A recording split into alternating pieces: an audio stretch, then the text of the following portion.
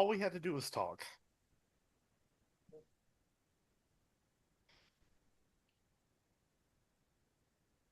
These actions thrive in silence. We were threatened to never tell our stories. You know better than anyone that those who spoke out were dealt with harshly. Thank you so much, Chad, for coming on to the podcast. We're looking forward to talking with you and about your ATI IBLP upbringing and your experience. And of course, you were on the season 1 of Shiny Happy People. So great to have a conversation with you. So thanks for coming on. Well, thanks for having me because honestly, I'm kind of fanboying right now. You were one of the first people to really expose how bad IBLP was to the mainstream, and honestly, your story as well as so many others got me rethinking a lot about how I grew up. And if it weren't for you, I wouldn't have spoken up. So thank you. Oh, wow. Thank you so much for saying that. That really means a lot. I appreciate you saying that.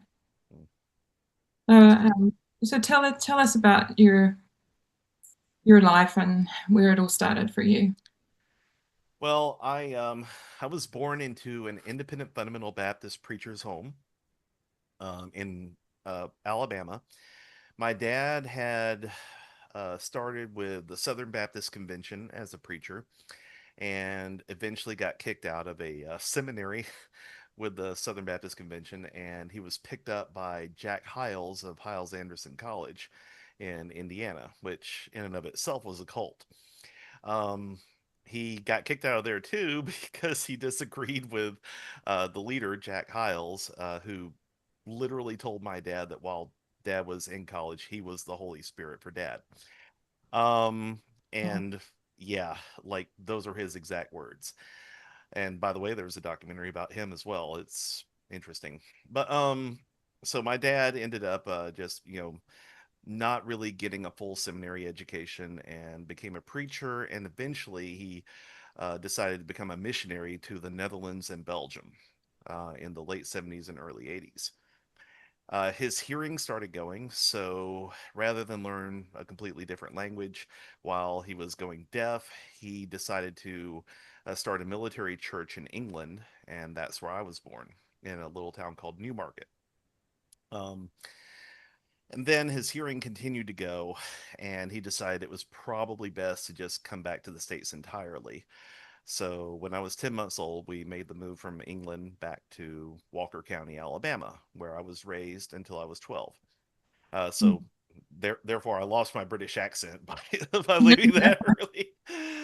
But when we moved to Alabama, my folks had already been homeschooling my older three siblings. I'm the fourth of six, and my older brother, who's the next up, he's 10 years older than me. So if you do the math, I'm kind of the oops baby in the family. And so my older sisters are already pretty much grown and finishing school. My older brother was entering his teen years, so all of them had been living overseas for so long that when they came back, they started going to Christian school. But my folks were interested in homeschooling me from the ground up.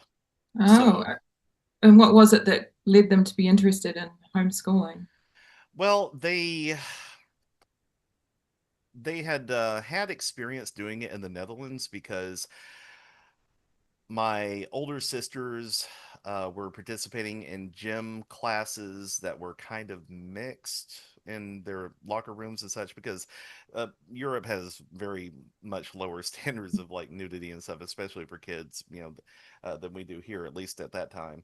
And so my dad took them out of public school there in the Netherlands and eventually had to move to Belgium because the Netherlands has a school requirement and Belgium at that time had a learning requirement. Oh, So they preferred the control of homeschooling their kids. And when they came back, they figured, that for reacclimation, especially my older brother, he needed to go to Christian school. But for cost sake and for, getting back that control of their education, they were interested in just homeschooling me from the ground up. So they tried to find a curriculum that worked for both myself and my older brother. Well, obviously, there's 10 years between us. So that posed a little bit of a challenge. To add to the complication, my older brother had a communication problem. He stuttered very heavily. And certain curriculum, like I believe at the time, Becca and Bob Jones, they would have parents like send in audio tape recordings of, some of the things that were being taught. And of course, my older brother just couldn't handle that. So it was expensive for them. And honestly, the church that my dad pastored in Walker County may have had about 30 people on a good day, and at least 10 of those were relatives. So we Right. didn't have a lot of money. He actually was a maintenance man at a retirement home during the week, and he preached on the weekends and on Wednesday nights. Mm. So so we needed something cost effective, and we needed something that would work, for both my older brother and myself once he came out of Christian school. And also about that time, my mom, needed to find a Christian OBGYN. She was very adamant it had to be a Christian OBGYN because all of our doctors were Christian.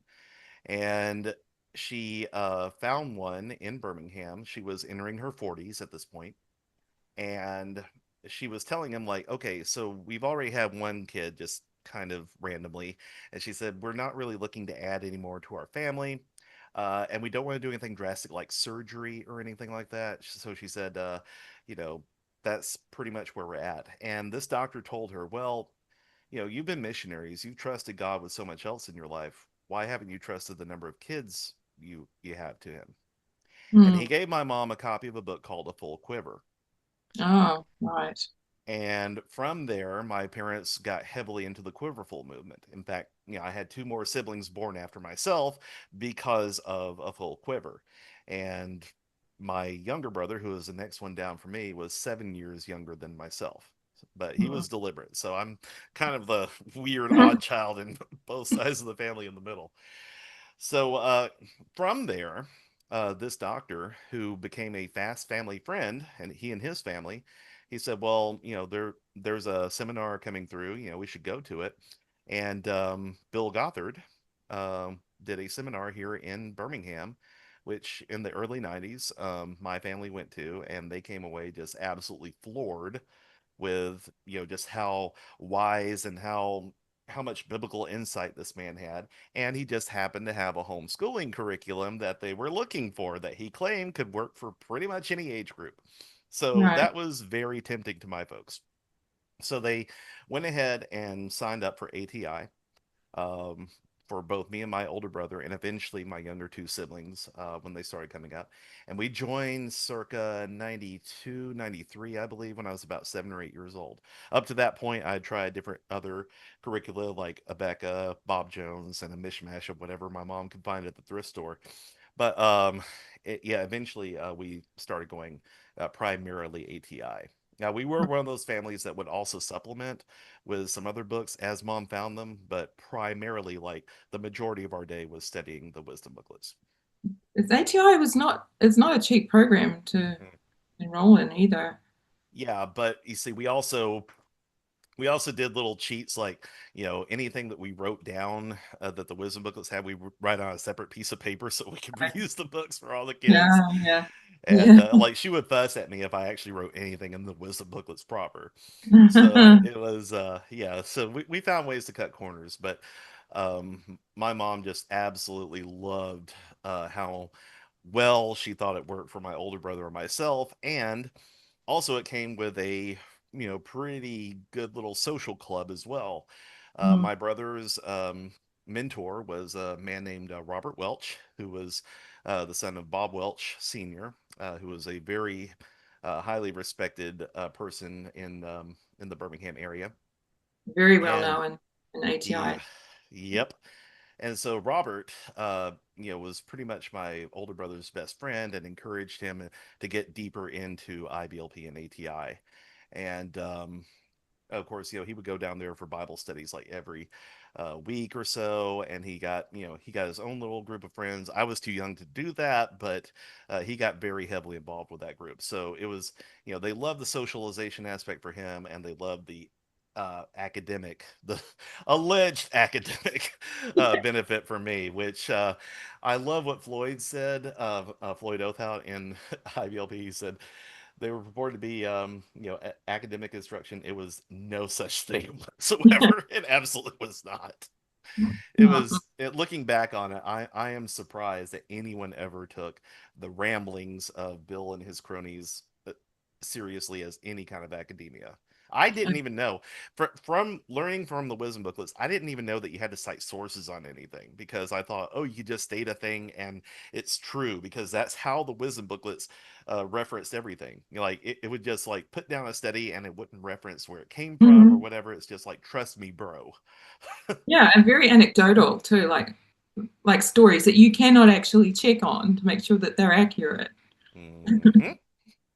And and just like the weird stuff, the one thing people always ask me, like, what was the weirdest thing that you ever saw in the wisdom booklets? I'm like, we talked a lot about constipation in one of them. Like, there was an entire medical section about how bread makes you constipated or not, and how that somehow spiritually works on you. And I'm just like, I'm 9. Like that's why do I need to know this? It's It funny was what you insane. remember from those things, eh? Hmm. Yeah, yeah. Oh dear. But yeah, we so eventually we went to Belgium when I was 12 or 13. My dad's hearing loss leveled out, so he wanted to try again. So we moved to Belgium when I was about it was 97, so I would have been 12. And we moved there and I stayed using the ATI curriculum. My younger siblings were really starting to get into schooling at that point, but my younger brother had difficulty reading and my youngest sibling was also having some, academic difficulties, like getting into the wisdom booklets. So my folks eventually switched to Abeka VHS tapes for them, but they kept me on, the wisdom booklets and ATI until I graduated because they said, well, you're already so into it, we might as well finish up. So Wow, lucky that's, you. yeah, it was not great. I mean, Abeka sucks. It just does. But it still is of some educational value, and the wisdom booklets were not. So I credit anything I've ever learned in my life in spite of my ATI education because I didn't learn a damn thing from it. Wow, wow. So what happened when you graduated? Like, what did you get your freedom? Like, were you able to go and do what you wanted, or what was your? Well, not really, because my folks had not prepared me for what was going to happen outside of high school. So I graduated in 2002. We were still missionaries in Belgium at that time, but we came back to the States because my folks kept because in the state of Alabama where we're from, you had to have an umbrella school, ironically enough, to Mhm. like vouch for your homeschooling. And of course, our umbrella school was our home church that my dad left behind here in Alabama. So we came back to Alabama for my graduation ceremony.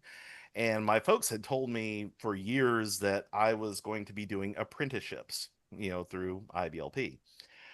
Something about IBLP soured for them sometime when I became a teenager. It may have had to do with the fact that my older brother went to Indy, the Indianapolis Training Center, for a while and then came back, and something happened there that he would not talk about. Oh, But yeah, but my dad said that, well, if going to the Indianapolis Training Center soured him and IBLP, I don't want to do that for Chad myself. Um, so they started to kind of maybe pull back from that a little bit and offer a few fundamentalist college options.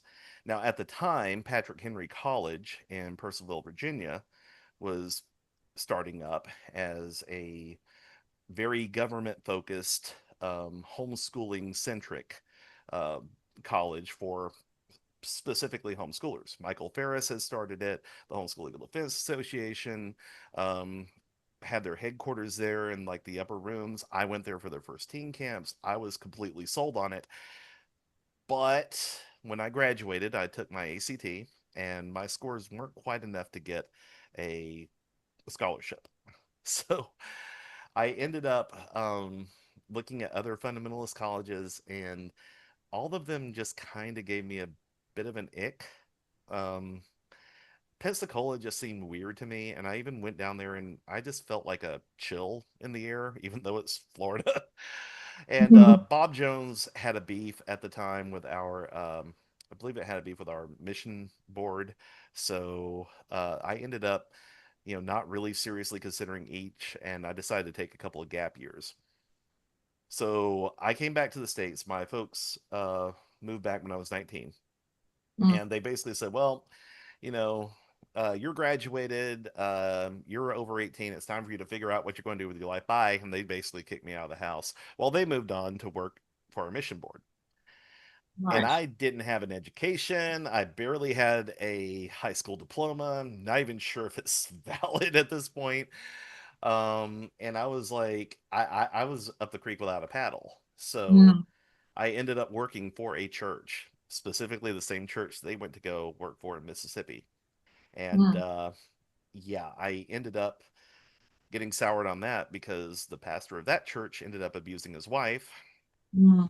and left the church in disgrace, and then came back a month later as if nothing had happened, and the church voted him back in as pastor. And that was my first indication that something was desperately wrong in fundamentalism. I was like, Right. Yeah. that's not how that's supposed to work. And Yeah. foreshadowing that led me to really consider things when all the stuff about Bill Gothard came out. That's really interesting. Like I'm always interested in what it was that finally kind of makes you stop and think there's something wrong here. Something's not Hmm. uh Well, the main thing about it too, because my dad was also involved with this ministry, he was also very much against this pastor coming back into that church. mm, And we both fought against it very hard. I was the minister of music at the time for mm, the church.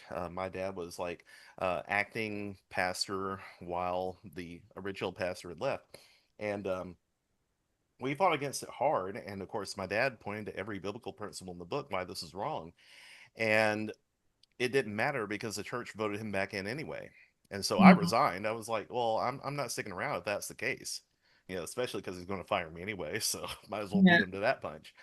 But what got me was when talking about it with dad later, dad said, well, it's wrong. It shouldn't have happened, but we don't want to hurt his ministry. So, it's best to just not talk about it. That was interesting to me because he had talked about Jack Hiles and what he had told him about being the Holy Spirit when he went to Hiles Anderson College. He had talked about other preachers of like different denominations and different camps of fundamentalism that he was in and their failings sometimes. And he especially talked about, leaders who had no integrity, like, say, at the time, Bill Clinton, when he was president. My dad was really harping about that. But this one, he was like, well, let's just not say anything. And I was like, that's peculiar. Why would you say that? But Mm, I didn't question it as much as I should have at the time because, I was just trying to figure out what to do with my life from there. But it always kept gnawing in the back of my head. I'm like, what do you mean we shouldn't talk about this? Like I thought we were supposed to point out sin, especially in the church, because it's important. And come to find out, the more I mean, that led me on a path of figuring out like, okay, well, where else has this happened? And about that time, Jack Scopp of Hiles Anderson College, because Jack Hiles himself had died and had left it to his son-in-law, pretty much. He was picked up for transporting a minor across state lines for sex, and he was rightfully convicted and sentenced on that. And I asked Dad about it, and he said, "Well, we don't know what actually happened there, but it's best that we not talk about it because it could hurt the ministry of Hiles Anderson." I'm like, that's the college you left. Like, what's the problem here? mm, And so that was when I found a website called Stuff Bundy's Like, which was run by a friend of mine from the mission board that my family was part of, and he started chronicling some of the scandals that had been happening in fundamentalism the whole time that no one had talked about. yeah. I was like, and I confronted my dad with this. I said, "Hey, Dad, this has happened a lot." I said, "More so than you've ever told me." I said, "Why?" And he goes, "Well." you know, we don't want to hurt the ministry or the cause of Christ. I said, that's the wrong answer. The answer should have been, I didn't know. Hmm. The fact that you knew, and the fact that you never mentioned this, and the fact that you were willing to talk about sin unless it was your friends is a problem. Yeah.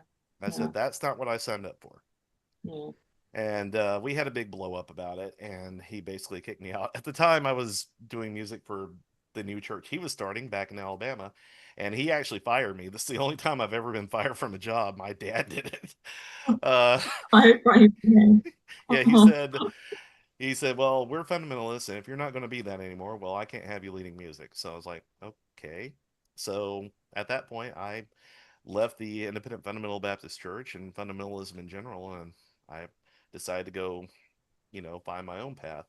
And as if on cue, all the allegations came out about Bill Gothard on Recovering Grace. And I was Uh, just like, oh no. Like, not only is that the church I grew up in, like, I've had to deal with that. Now I'm having to deal with like my very basic education and everything I know about life. This is not good. it's So just like a snowball for you. Just keep growing and growing. exactly. I'm like, the church was, the mission board I had to let go. The church I grew up in, I had to let go. And when Bill Gothard fell, I had to let everything go. I'm like, obviously, everything I've been taught was wrong.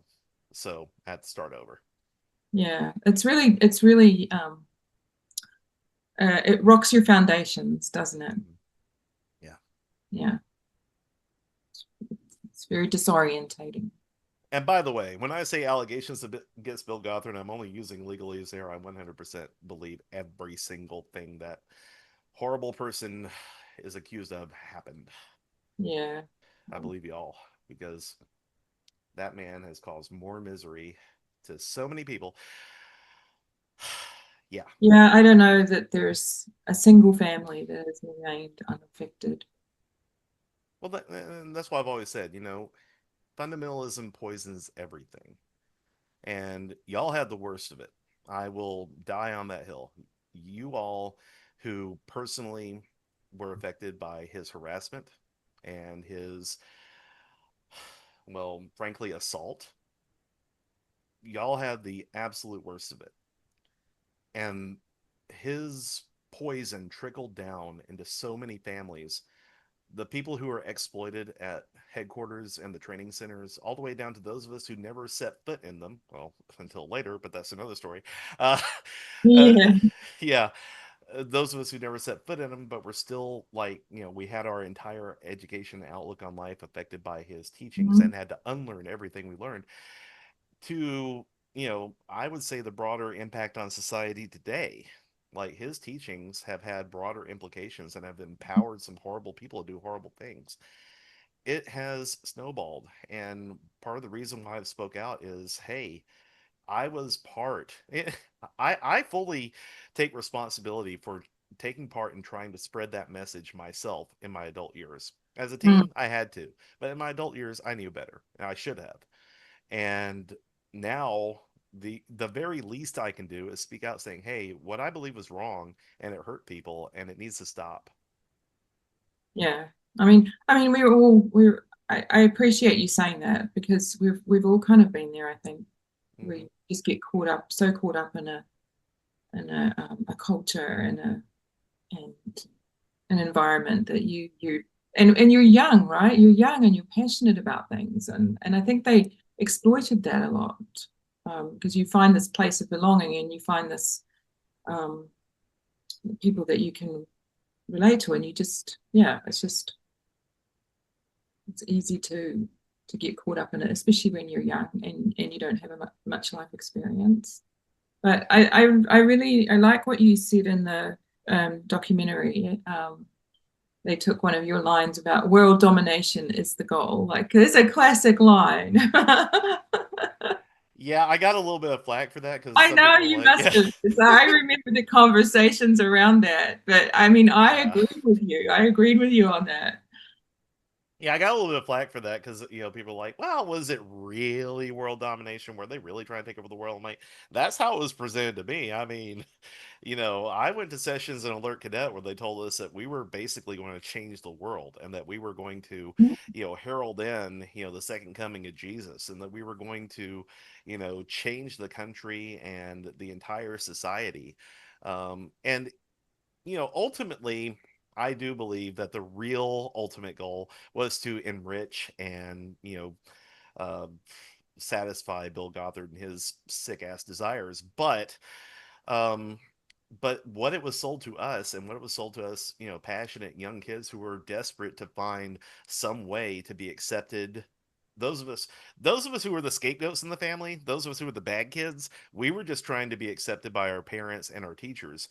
But for everyone, there was a basic goal of like, we want our lives to count, we want our lives to matter. And that is what was exploited. One Mm. thing that I noticed, and I alluded to this earlier, but I did get to go to headquarters not too terribly long ago and kind of went around and did a little reconnaissance, as it were. Mhm. And, of course, headquarters there in Oak Brook is all but abandoned at this point. In fact, it probably is by now.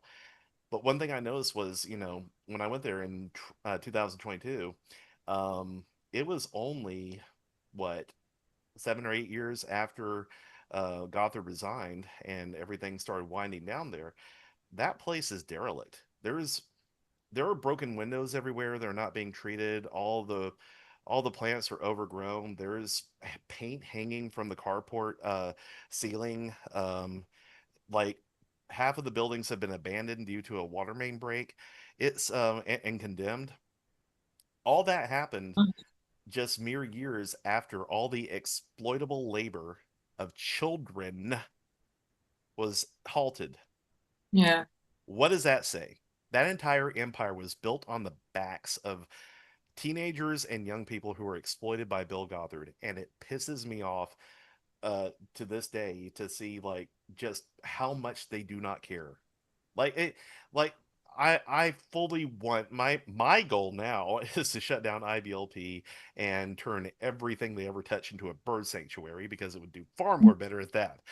But but even then, like the fact that they were able to just up and leave it there without any thought to, what all went into it and how much pride a lot of people took in it, thinking that they were Mhm. changing the world. It just it's just a testament to me of just how much we did not matter to them. Yeah, that's an interesting perspective, actually. I'd never thought of it like that. Certainly, when I was there, they had entire lawn crews and maintenance crew and How yeah, many of those were actually paid though? fully, no, no. It was a fully functioning machine, but that's a really interesting perspective that you have on that. Yeah. I hadn't thought of it like that before. You're It's right. yeah, the fact that they exploited our youth and our passion. Even if I myself never went there, I hurt for everyone who did. I have known some of the most brilliant people in my life who gave some of the best years of their life to that machine, and it sickens me. It really Mm. does. I mean, it's all kind of just lying in ruins, and Mhm. mm, And they don't care as long as whoever's left still gets paid. yeah, that's the truth of it. Mhm. Mm. Yeah. So, I Go ahead. tell me about your how did you feel when you went there? Because I know you hadn't been to any like training centers or worked at headquarters or anything, but it's still kind of like the mecca of I right. mean, you know it. Like the pictures of headquarters and the production center and all that were like front and center every time, and it was like a point of pride for everyone. This is where all this is coming from. This is the voice on Yeah, yeah, high, you know. So I went there with Lindsay Williams, and of course, we've all publicly talked about this now, but uh, we were notified by the production crew of Shiny Happy People that they had noticed that a lot of IBLP looking furniture had been showing up on Facebook Marketplace in Oakbrook. And me and Lizzie were like, huh, that's weird. Because Lizzie's like, yeah, that's definitely IBLP. And so yeah, very we're, distinctive style. yeah, very. And so we were talking about it and like kind of amongst ourselves, and she said, she said, um, me and my husband are going to be in Milwaukee uh, in in a few months. I kind of want to go down there and just see for myself what's going on. And I said, well, hell, I'll meet you. She said, really? I said, yeah. I said, let's do it. And obviously, we had already interviewed with Shiny Happy People, and we were still waiting on it to be released. So we did this without the knowledge of anybody involved in the documentary. We were just like, let's go. So I drove up, she flew up, I beat her there. It's about 11 hours drive for me, not too much. And so we got there to Oak Brook, and she came in late because they had a delay in Atlanta.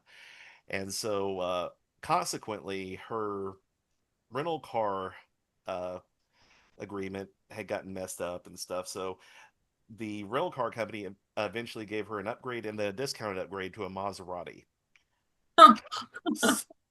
So she came to pick me up at the hotel driving a Maserati. I'm like, okay, so we're going undercover. Got it. Uh, so we drove that thing onto the IBLP campus. We drove around a little bit first. She pointed out like where everything was, all the stuff across the street, the residential halls, which they had signs up everywhere, no trespassing, video surveillance and stuff. And then of course the production center, which I remember there being a picture of like a little sign that said Institute and Basic Life Principles, Mhm. like in the driveway leading up. I saw the post, I did not see the sign. And I was like, Okay. that's interesting.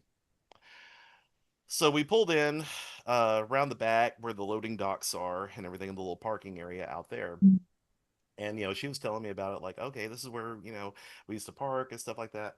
And so I get out and I look out over the loading docks, and there's all this furniture and all this equipment sitting under tarps, like out there where the loading docks were for the publication stuff. And I was like, huh.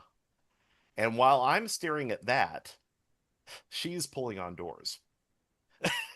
I said, Lindsay, she goes, I didn't come all this way just to walk around outside. And she found an open door. She said, are you in? I was like, I guess I am now. So so we walked in to like the publication area. We saw all these printing machines that were all either half running or closed down. There were random lights on in different places, but like, the whole place was pretty much dark. It reminded me a lot of a Scooby Doo episode. And we did, to our credit, we did yell out like, is anybody here? Hello, that kind of thing. Yeah. No response. So she starts giving me the tour. She said, "Oh, this is where we used to have staff meetings, right here, and this is where this happened and that happened." I was just like, "Cool, yeah." Like I keep looking around for blue lights. I'm like, "Are we safe here?" Yeah. So we ended up like going upstairs, and the further up we went in the production center, the more abandoned everything was. Like entire offices had been cleaned out. There were just, I think the law area, like where the lawyers were and stuff. There were still some books in there, but for the most part, everything had been gutted, everything had been taken off the walls, and it was really creepy. So we get up Yeah. to the third floor, and she shows me her old office. And there is a chair and a shredder, industrial size shredder, and a big bag of shredded paper right next to it. I was like, well, I can tell it's been going on here. And Mm. like right next door was the filing cabinet room, and you could see the indentations where the filing cabinets have been, but there was nothing in the room proper. So she's in there showing me around. She's like, "This is where your files would have been since you were overseas, and this is da da da." And I'm looking, and there is a man sitting in a back corner office with his back to us in a fully furnished office. And as Lizzie's mid sentence, I grab her arm and I yank her back into her office. And she's like, "What?" And I said, "There is someone back there. I need you to tell me if you know who he is." And so she looks and she says, "I think I do, but I'm not sure." I said, "Okay, what's the plan?" She said, "Well, I didn't come all this way just to just to bail now." I said, "Me neither. Let's talk to him." So we loop back around. I said, "Let's loop back as if we'd just come up." So we came back in the main hallway, and I go, "Hello," and I hear a very shaky voice go, "Hello," and this man comes walking out, and I swear to you, I've never seen him before in my life, but he looks like he's being held together by chewing gum and twine. Uh, I mean, we're talking about this skinny old dude wearing a three-piece suit and a big overcoat. And he looks at us and he goes, "Lindsay?" And she says, Mr. Ziesmer? I knew it was him. Yeah. I knew it just from his And I'm like, don't mind me. Like, I'm just here. And so he's like, well, what are you doing here? And she said, well, I heard that y'all were cleaning up around here and you were selling things, and I just wanted to see what was going on. And he's like, and what are you doing? I'm like, I have never been here, and I just kind of wanted to see what it was like. I said, yeah, I knew about headquarters like the whole time. I've been a student for years, and I just, really wanted to come around for nostalgia's sake. And he looks around and he goes, well, we're a little short on staff right now, but you're welcome to just look around if you want. And I was oh. like, okay. And so we talked for a minute, and he was basically he was telling us because it was really creepy. His office, with everything else on that floor being completely gutted, his office was still fully stocked. All the cult books were still on his shelves. All the weird eagle paintings and shit were like hanging up, and I'm just like, this is bizarre. Oh, but he's telling us, he's like, yeah, so we're selling off everything. We're moving all operations to Big Sandy. And I said, okay. I said, well, will you be going to Big Sandy as well? He said, oh no, I'm set up to work from home. And I'm like, here. And he goes, what, he said, my job is to just make sure that everything is accounted for, that we're selling off and everything. And he has a spreadsheet open. And I was like, okay, that makes sense. He's head of finance for those unfamiliar.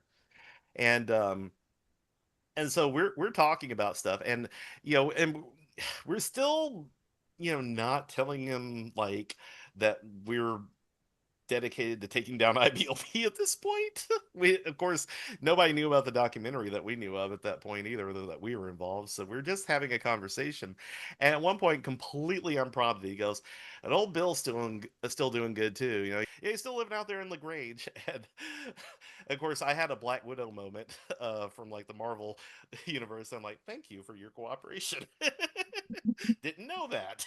So, he's just going on and on about stuff, and apparently he had not talking to or he had not talked to anybody in a while. So we're just, he's just giving us all this information, and we're just standing there with big old smiles, going, "Uh huh." So he's like, so Lizzie said, well, we just want to, go around, take pictures, and just, kind of, for nostalgia's sake, just see everything. And he said, well, feel free. And she said, well, how about, the offices and the staff centers and everything over across the street. He said, well, those have been abandoned. He said, we had a water main break and all those have been condemned. But so he said, you can't go in there. But he said, if you want to walk around, just take a look, feel free. And we're like, okay. I'm like, we promise we're Yeah. not going to take anything. He's like, oh yeah, that's fine.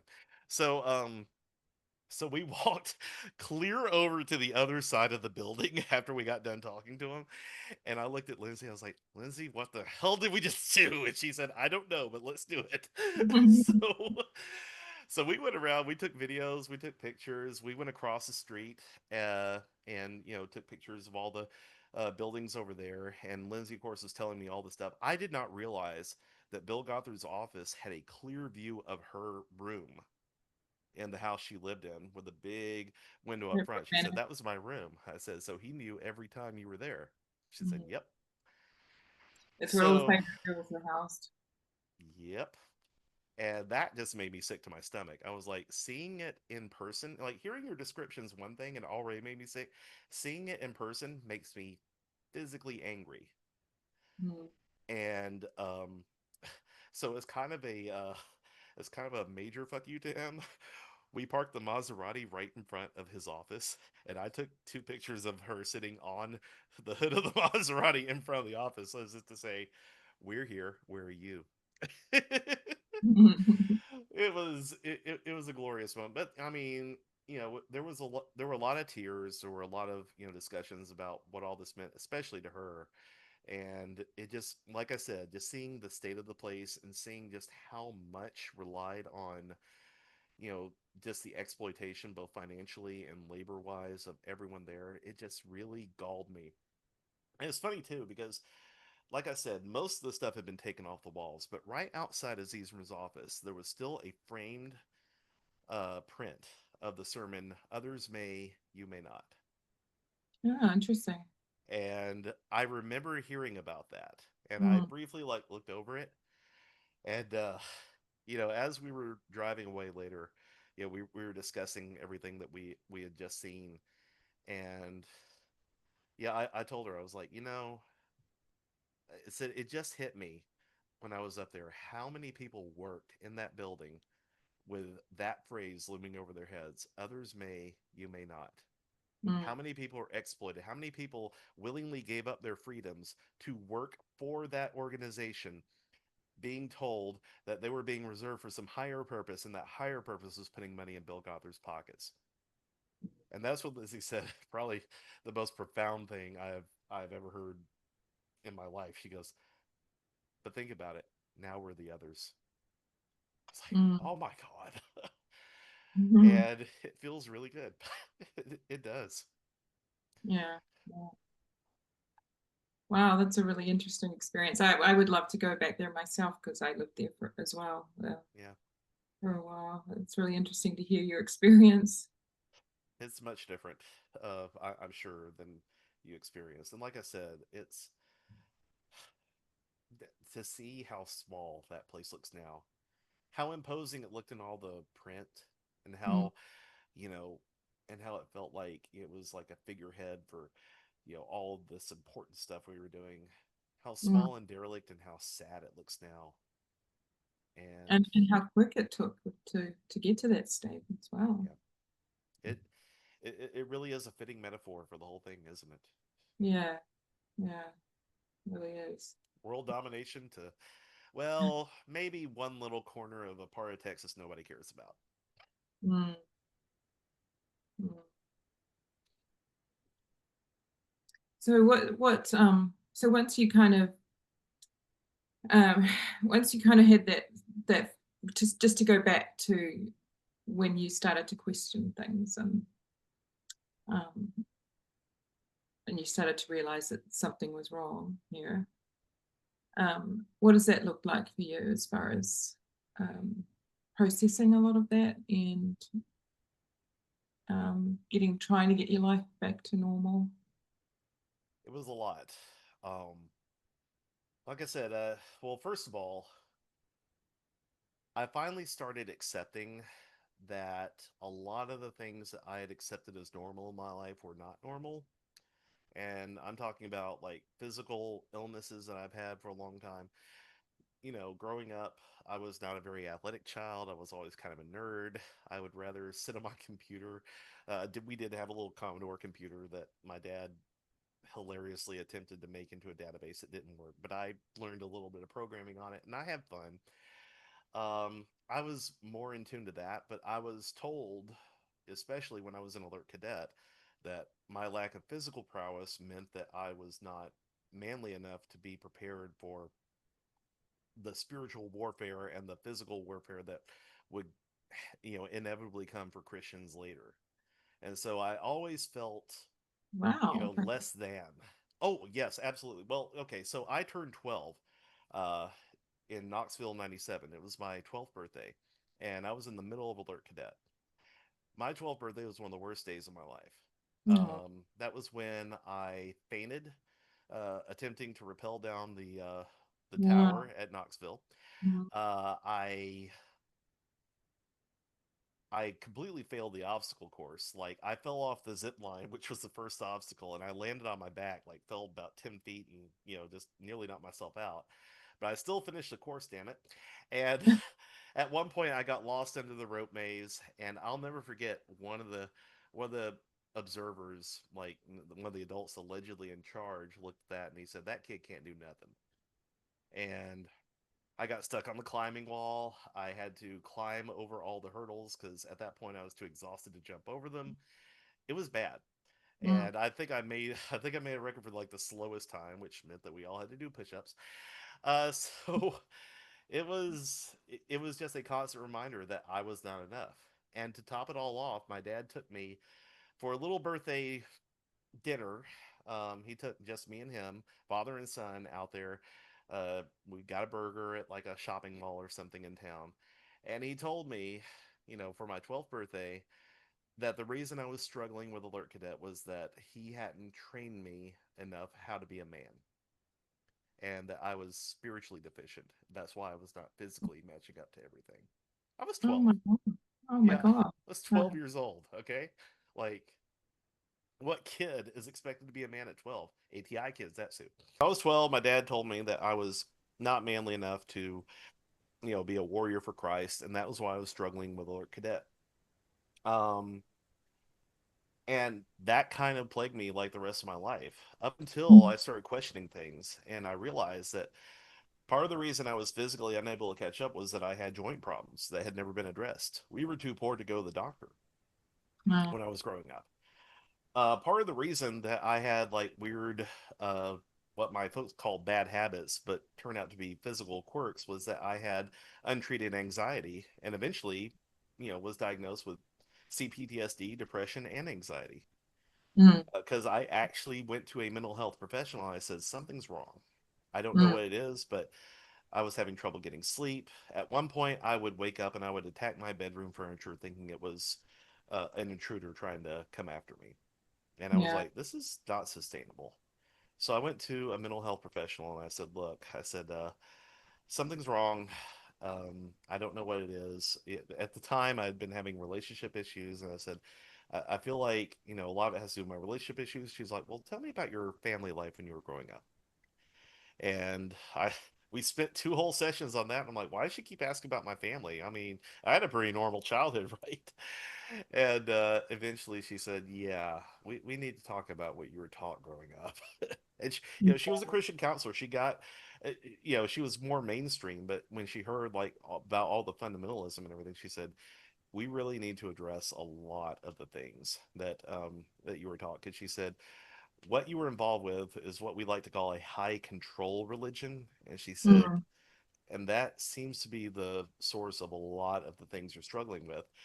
And eventually, after reading Recovering Grace, I'm like, high control. Oh, cult. Got it. Okay, got it. Yeah. So I happily use that term now because I'm just like, yeah, it was cult, guys.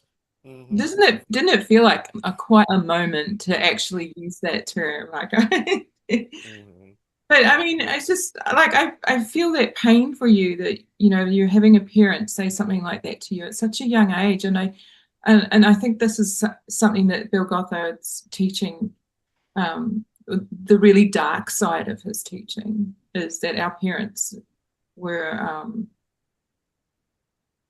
well, they looked upon us in negative ways a lot of the time because we weren't perfect and we didn't live up to some of the standards. And yeah, it's just really to hear something like that at such a young age is such a harmful and painful thing. And I imagine that would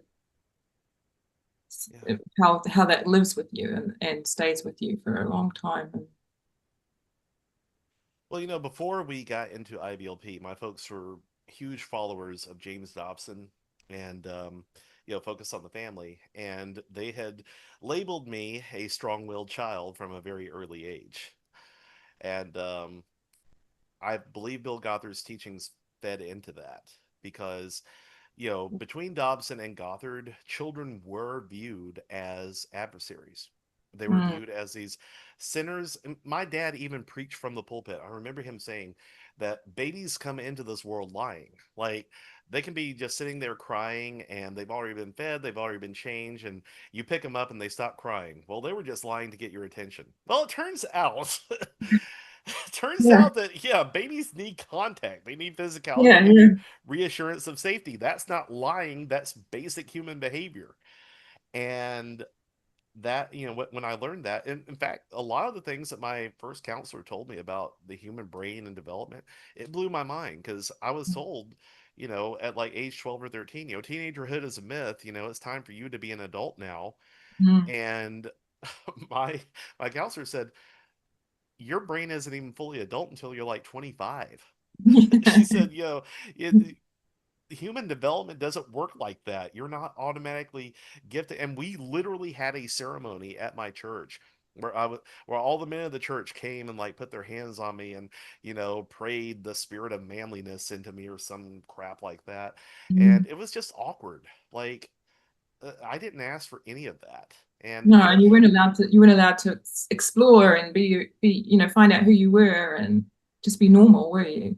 no, not at all. And of course, even though I was told all this, I was still being treated like a child because, I was this terrible sinner that, needed all this guidance, and I was a strong-willed child whose will had to be broken. And my parents actually introduced me to other families as the kid we spanked the most.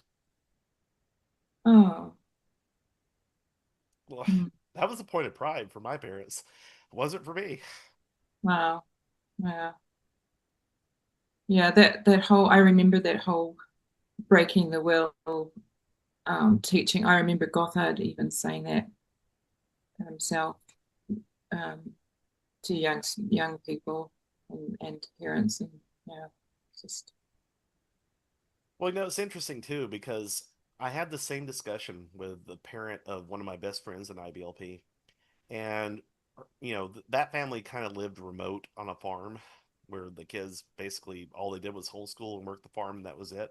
I worked with them as a farm hand for about a month, and she had a discussion with me one time because I've been out in the world, I'd been overseas and all that, and she said, the reason that we kind of stay here most of the time is because I noticed that my friend Joe at that point, we'll call him that, he was about my age, and she said, yeah, we noticed when he was about 2 or 3 years old, we took him to the Galleria here in Birmingham, and he was just so visually stimulated by the things of this world that we knew we couldn't, let him out into the world. So that's why we bought the farm. And I was just like, what 2 or 3 year old isn't visually stimulated by the mall? Like, that's crazy. some of the stories. It's like, yeah, no. She genuinely believed that. And of course, he was not a very well balanced person emotionally, like Mm. his entire life. In fact, he told me at one point, he was like, yeah, I want to join the Marines because of all the freedom you get to have in there. I was just like, if the Marines are freedom by comparison to IBLP, something's wrong, you know? Yeah, yeah. Wow. But anyway, Did yeah, but go ahead. no, you go ahead. Yeah, but all that to say, is the way that the way that children were presented as like these horrible, simultaneously we were told that we were the enemy, we were told that we were broken, we were told that we were wrong, but we were also told that we were supposed to be world changers and the hope of the future and all that, like the the dichotomy of what we were taught all the time, just it really led to all the abuse and the exploitation, didn't it? Because the more you were accepted, the more you did for, you were only as righteous as you were useful to the cult. Mm, yeah, yeah. Did you ever did you ever have a restore any that relationship with your parents, or have you ever I tried. you tried? I really tried. Part of my mental health journey was trying to find that middle ground with my parents to where we could respect each other and establish boundaries. My mom has never had the capacity to do that. She, what I said in the documentary was true. She was the primary abuser in our family. I honestly believe that my dad's foray into fundamentalism was mostly to keep her in check because she would go off on these violent tantrums from time to Mm, time, especially when teaching us. If I held my pencil wrong, she would yell and scream for an hour wow. and just like lash out physically. It just felt unsafe. And of course, if we upset her, that meant that we would get beat by dad later, Mm, which was almost every day for me because she did not like me at all. Like, wow. I do believe that my mother never truly loved me, Mm, for real. yeah, She would say it from time to time, but that love would manifest as telling me that I was demon possessed and worse, you know? yeah, So my dad was reasonable comparatively. If I could get him alone from mom, we could have a discussion about things, especially as adults. I'll never forget the last time I was with him alone. We were fishing, and I didn't even bring it up. Like, I just wanted to fish. But he brought up, he said, just out of nowhere, he said, son, said, I will admit, I saw a lot of things with some of the preachers we followed that probably should have landed them in jail. Mm. But it wasn't my place to say anything. Mm. And I said, Dad, whose place was it? Mm. I said, we're independent fundamental Baptists. There's no central denomination. There's no like, there's nobody running this. You know, preacher is the highest rank and you have it. So who is supposed to talk about it? Where's this hierarchy? Like, if people were doing wrong, why didn't he say anything? Yeah. Mm. He said, that's just not how it was done. Mm. That was the last time he was ever honest with me. After that, he put on a huge show of like, condemning me for all the stuff I was doing and, saying, you're always welcome to come back. And I never truly was. I wrote him a letter once, and I don't know what his reaction to it was. It took me months to craft it. I gave it to him at a family event, and I never heard back what he thought about it. So I wrote him a second letter, and I emailed this one to him. I was like, look, I said, I need an answer on what I told you. I said, we need to move forward as adults. I want to have a relationship with you, but there have to be some boundaries. And Mm. part of that is going to be like, we're going to have to accept that we believe differently than each other. And I can't always come over there and have you try to recruit me back into fundamentalism. That ship has sailed. Yeah. And I emailed it out, and mom emailed back. And she said, your father is not strong enough physically to read this kind of letter, but so I'm not going to show it to him at this time. But if you have issues with me, or if I said words that offend you, then I'm sorry. And I was like, no, mom, you're taking the wrong lesson away from that. This said to dad, okay? That's addressed to him. I was not trying to talk to you because I don't feel like we can have that kind of discussion.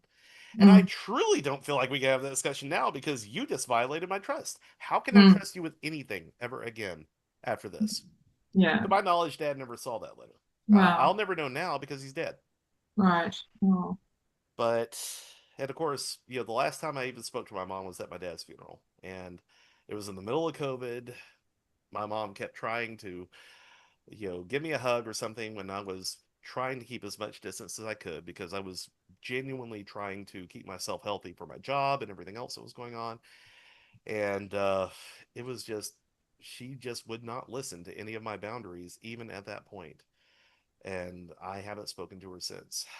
I, I Wow. told I told my counselor, I said, every time I try to interact with my parents, I come away feeling worse. And she said, then why keep doing it? She Yeah. said, you have literally done everything you could do. You've gone above and beyond, and you put the ball in their court so many times, and they've never respected you enough to respond correctly. So why continue? Said, Mm. I've never thought about it that way. Mm. So, And I think there comes a point, doesn't there? And I yeah, know this is an experience that a lot of ex-ATIs have had, students have had, or kids have had to go through with their parents, um, a post ATI. Yeah, it's yeah, just a really difficult part of the journey. it is. But, even given all that, I have found so much chosen family and so much camaraderie. But, not even just, I mean, the survivors that I've met have been absolutely amazing. And, I've gotten to know so many of them. And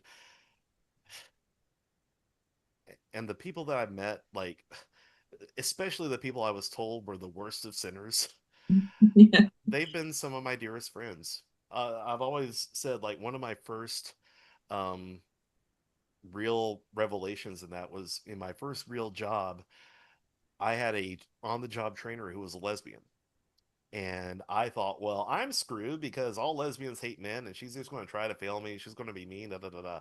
And to be fair, she was pretty rough. But it turns out, she had been, she'd had a career in the military before that job, and that was just how she trained people.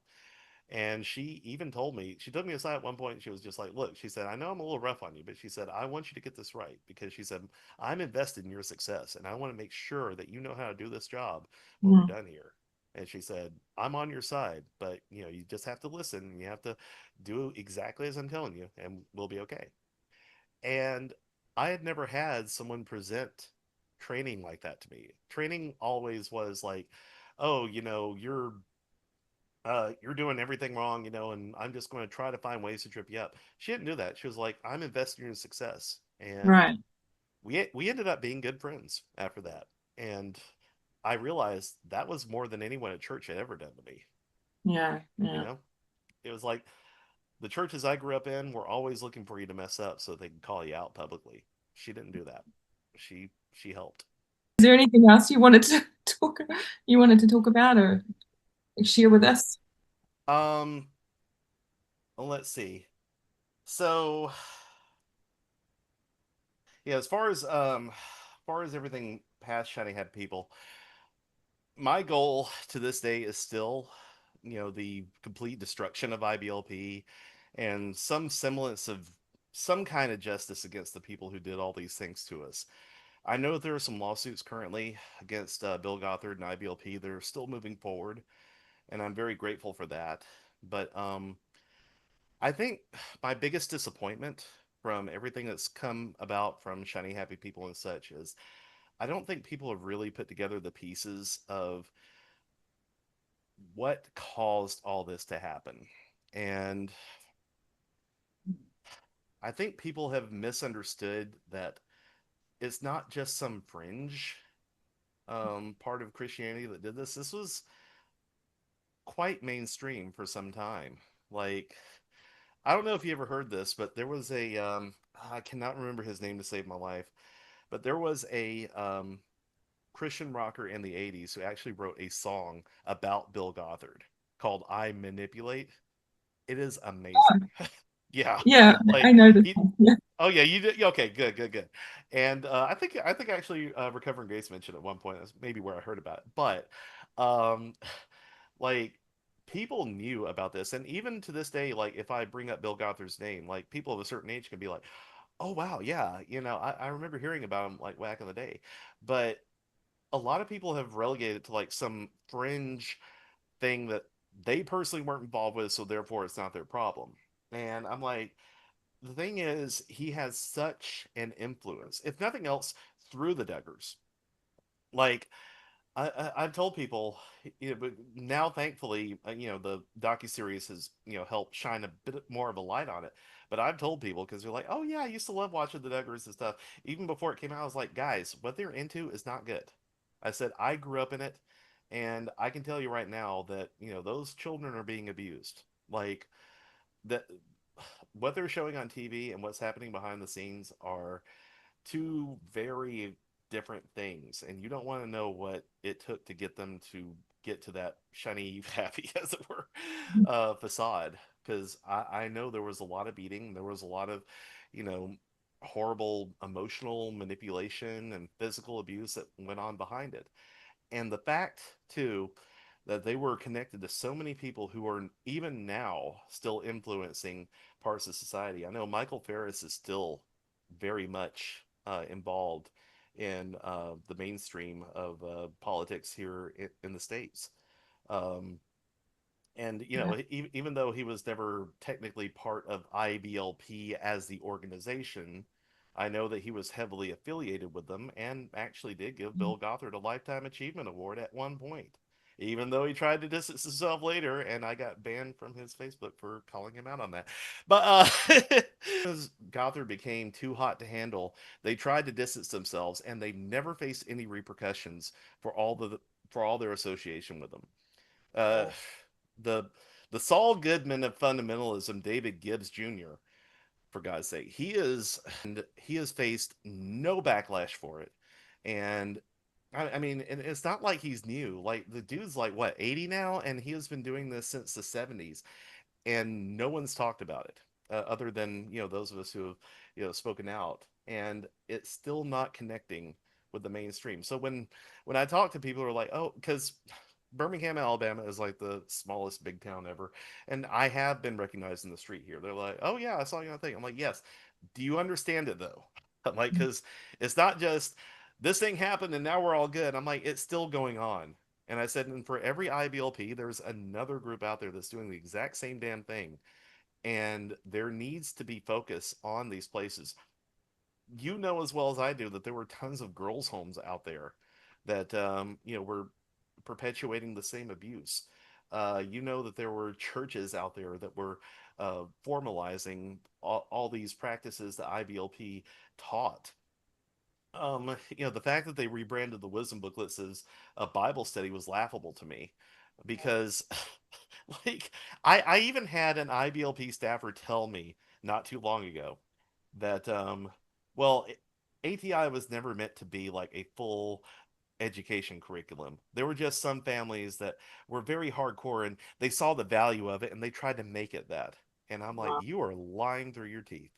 Wow. Like, I know exactly what it was because I was raised in it. And you're trying to tell me otherwise.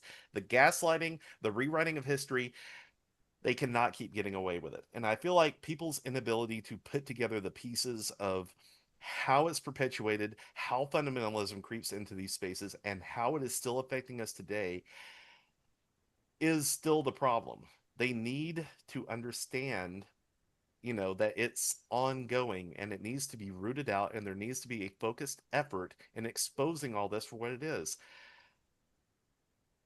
I don't want our stories to just be trauma porn.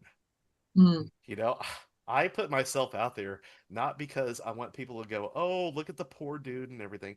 I want change. I want yeah. IBLP to shut down every day. It still exists as a personal insult to me. Yeah. I want it Wow. shut down. I want Bill Gothard held accountable. And I want everyone who enabled him to have to pay some kind of restitution, if not monetarily, otherwise. But I want it to stop. Mm, And I want to move forward in a different direction. What happened to me and what's continuing to happen to so many families in IBLP should never happen to another child. mm. It's such a powerful thing, Chad. I'm blown away by what you've just said. It's just, you're right. You're absolutely right. Oh, one last thing.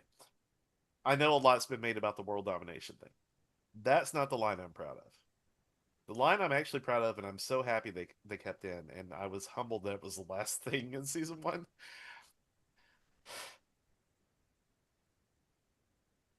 All we had to do was talk.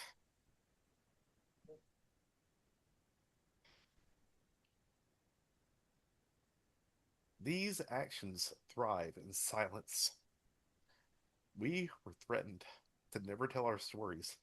You know better than anyone that those who spoke out were dealt with harshly. Mm, And I'm one of the privileged people who got to speak out on TV, and thankfully, not much has come of personal backlash to me, but I know many people that's not the case. And the reason they clamped down on us so hard was that they knew that the stories were the thing that could hurt them most. mm. And I've encouraged everyone, and there's still to this day. I even came across one on TikTok the other day. Her family came into IBLP in 2013, Wow. right when everything was starting to collapse. Mm, And wow. she didn't even know half the stuff about Bill Gothard until she got out years later. Like, they kept it from her that much. Mm, And we were talking about this the other day. She's telling her story.